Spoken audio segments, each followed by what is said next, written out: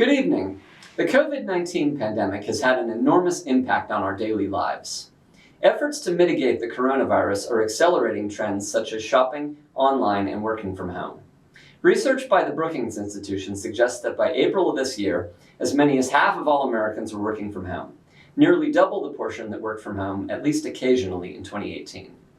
This is a massive shift. From 2005 to 2015, the number of workers who regularly worked from home increased by only about 2 to 3 percentage points. Perhaps even more strikingly, if one considers the contribution to GDP based on earnings, the enlarged group of work-from-home employees accounted for more than 2/3 of the U.S. economy by June of this year. Stanford economist Nicholas Bloom notes that the stigma associated with working from home prior to COVID-19 has disappeared. The Brookings research found that many workers prefer working from home, as it helps parents, especially working mothers, balance work and family roles. Additionally, telecommuting reduces office costs, emissions, and the strain on public transportation. A 2017 survey of job applicants to a call center revealed that the average worker was willing to take an 8% hourly pay cut in exchange for the option of working from home. However, there is a strong correlation between earnings and the ability to work from home. According to estimates by the Bureau of Labor Statistics, in 2018, the percentage of workers who said they could work from home was 62% among the top quartile of wage earners, 29% among all workers, and only 9% among those in the bottom quartile of wage earners. Remote working also varies by industry. Research by Jonathan Dingle and Brent Neiman at the University of Chicago School of Business found that over 75% of jobs in the fields of finance, insurance, corporate management, science, and education could be performed from home. Meanwhile, in the fields of healthcare, manufacturing, transportation, hospitality, retail, and food services, fewer than 25% of jobs could be performed from home. Many Americans also lack sufficient internet capacity to work effectively from home. Only 65% of Americans reported having fast enough internet capacity to support workable video calls. The remaining 35% have such poor internet at home, or no internet, that it prevents effective telecommuting. Nevertheless, growing evidence suggests that many companies will continue to allow employees to work from home even after the COVID-19 pandemic has abated. According to a May 2020 survey by the Federal Reserve Bank of Atlanta, the pre-COVID share of working days at home is anticipated to triple after the pandemic ends, rising from 5.5% to 16.5%. Perhaps even more strikingly, firms anticipate that 10% of their full-time workforce will be working from home 5 days a week.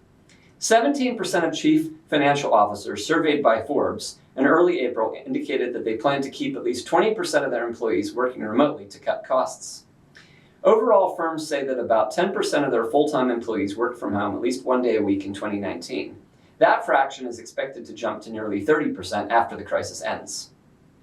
On May 12th, Twitter announced that it will make remote working a permanent option for most of its 5,100 employees in 35 offices around the world.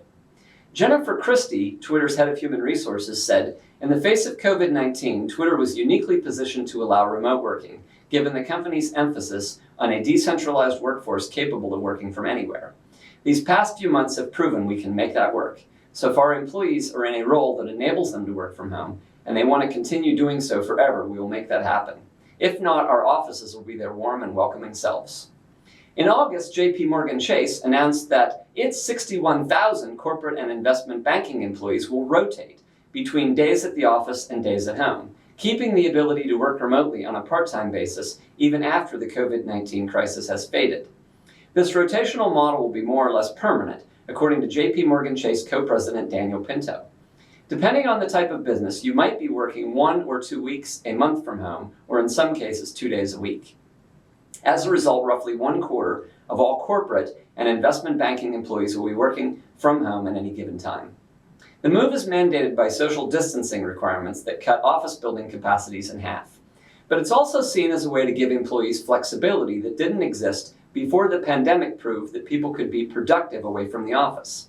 The announcement could result in other financial firms structuring similar arrangements, suggesting that even in the post-COVID-19 world, remote working may be here to stay.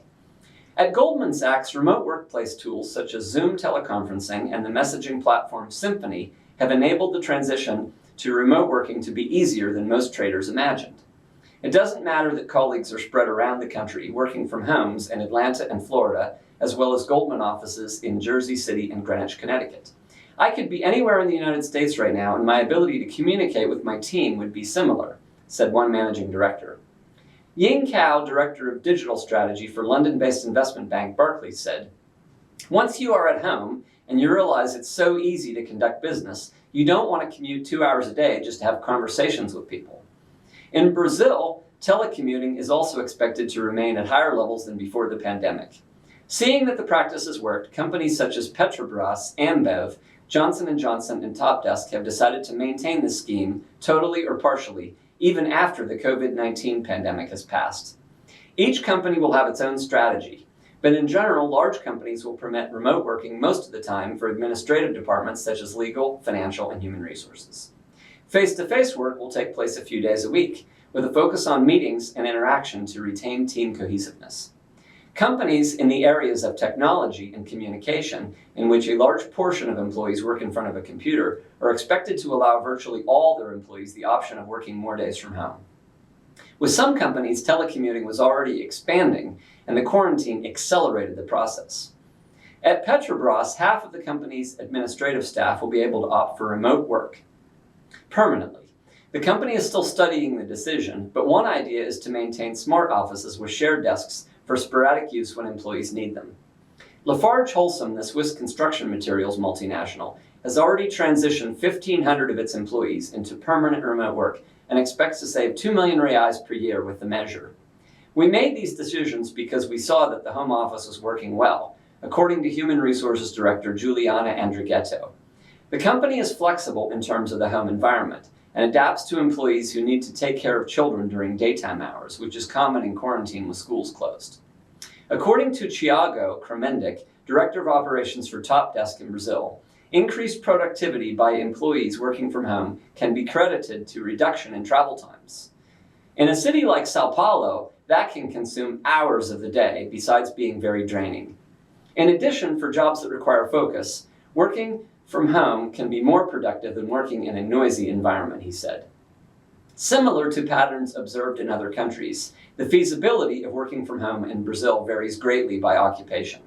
According to a survey by researchers from the Brazilian Institute of Geography and Statistics, IBGE, and the Institute of Applied Economic Research, IPEA, only 22.7% of occupations in the country are adaptable to the home office model. Internet access is also a consideration in Brazil. Based on data from Anatel, Zoom, and Skype, as of June 2020, roughly 74% of households in Sao Paulo had access to broadband internet fast enough to support a video conference among 3 or more colleagues, while in Brazil overall, the figure was only 44%. The possibility of remote work opens up a vast field of options for housing, not only by those at the top of the social pyramid, but increasingly among the middle class as well. But while the COVID-19 pandemic has accelerated the adoption of remote working, freeing people from the need to live close to the office, another potential impact is the postponement of first-time home purchases due to reduced incomes. A June 2020 article by Realtor.com suggested that homeownership among millennials could be delayed by years, until long after the coronavirus situation is under control, as the pandemic eats into down payment savings.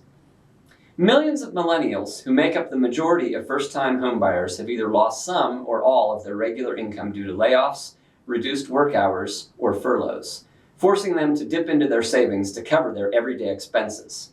Assuming an aggressive savings target of 10% of take-home pay, it takes the typical millennial 9 months to recoup the cost of just 1 month's expenses.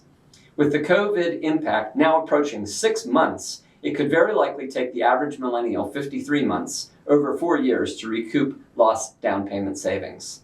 According to a study by the Urban Institute, 53% of respondents cited not being able to afford a down payment as a barrier to homeownership. 33% said they could not qualify for a mortgage. 28% said that it's more convenient to rent. 26% said that it's cheaper to rent. 24% said they planned on moving soon. And 21% simply preferred to rent. A survey by Cushman & Wakefield suggested that the many challenges to homeownership have destigmatized renting as a lifestyle. Concerning Brazil specifically, findings from a July 2020 study by DataZap suggest a possible positive impact on residential rental activity amid the COVID-19 turmoil. Among those surveyed, customers looking to buy a home were on average able to postpone their purchase by 10.6 months. However, those looking to rent an apartment were on average able to postpone the lease of a new apartment by only 4.3 months.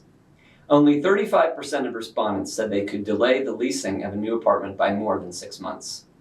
But even before the COVID-19 pandemic, the trend of Brazilians renting as opposed to buying their home was gaining momentum. Data from IBGE reveals that from 2000 to 2019, the percentage of renters in Brazil increased from 14 to 18%. In Sao Paulo specifically, the percentage of renters increased from 22 to 27% during the same time period, while the percentage of homeowners decreased from 69 to 64%. According to data obtained by Today, the digital transformation agency, 80% of millennials in Brazil between the ages of 25 and 39 years old prefer to rent their homes rather than buying them. This same survey stated that Brazilian millennials highly value the freedom to move and change jobs without having to be connected to a fixed or stable location. They want greater mobility, and they have less urgency to make long-term investments. They often have a less favorable economic scenario, spend more years completing higher education, and are more likely to delay starting a family. In 2015, 26% of millennials were living with roommates or an unmarried partner, up from 20% in 2005, according to data from the US Census Bureau. A trend that has been gaining momentum in recent years, particularly among the millennial generation, is the residential concept of co-living. According to a survey conducted by Harris Poll and Eventbrite, 72% of millennials said they plan to increase their spending on real-life experiences rather than on material things. Meanwhile, the world's most dynamic cities tend to have two things in common. They offer the best career opportunities and the worst rental options. So even the brightest young professionals working for leading corporations may find themselves returning to a dingy flat share or studio at the end of the workday. The emerging co-living sector taps into demand for affordable housing solutions in gateway cities, and from young professionals who value experience more than assets. Cities with a mobile millennial population and rampant increases in housing costs offer considerable potential for co-living. However, it's not just about affordability, but also lifestyle. Although some young professionals may be able to afford a median-priced apartment, many also want flexibility and higher service levels. Buying an apartment reduces financial flexibility. Co-living seeks to create a product that aligns more holistically with people's lives. Millennials tend to live very differently than previous generations, especially in global gateway cities.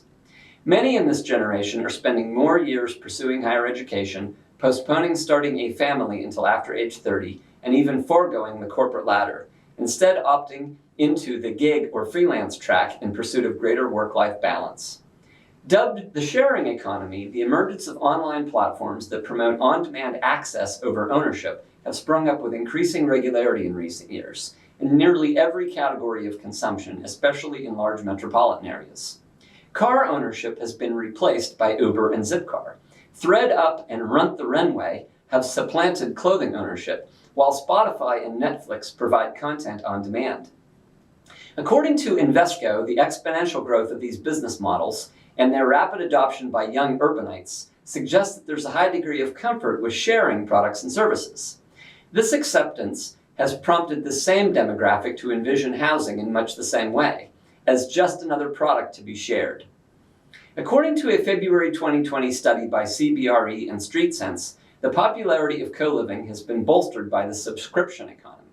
More and more consumers are intrigued by bundling living amenities like utilities and Wi-Fi. Typically, a co-living apartment will have less private space than a studio apartment, but tenants will have access to shared spaces that are not possible in a single apartment or flat share, such as dedicated workspace or a cafe.